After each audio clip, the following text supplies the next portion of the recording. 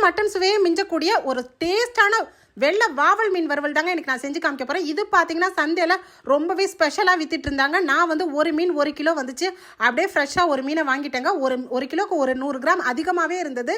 So இதை வந்து ஸ்லைஸாக cut பண்ணி தலையை வந்து குழம்புக்கு எடுத்துட்டு பீசஸை வந்து ஒரு 1/2 கிலோ மீன் ஃப்ரெஷ்ஷாக வெள்ளை வாவலை வந்து கட் பண்ணி. ஸோ இதில் நம்ம வீட்டில் உள்ள மசாலா பொருட்கள் தாங்க நம்ம சேர்க்க போகிறோம். இது வந்து மீன் தோசைக்கல்ல வந்து ஒட்டாமல் உதிராமல் சூப்பராக வரும். இதுக்கு 1 ஸ்பூன் மஞ்சத்தூள் சேர்த்துக்கலாம், 1 ஸ்பூன் மிளகாய்த்தூள் சேர்த்துக்கோங்க, 1 ஸ்பூன் இஞ்சி பூண்டு விழுது சேர்த்துக்கோங்க. நான் சொல்கிறது பார்த்தீங்கன்னா 1/2 கிலோ மீனுக்கு. இப்போ 1 ஸ்பூன் கடலை மாவு, 1 ஸ்பூன் அரிசி மாவு, 1 ஸ்பூன் சோள மாவு சேர்த்துக்கலாம். இதுல புளிப்பு சுவைக்காக 1/2 எலுமிச்சம்பழத்தை பிழிஞ்சு விட்டுருங்க.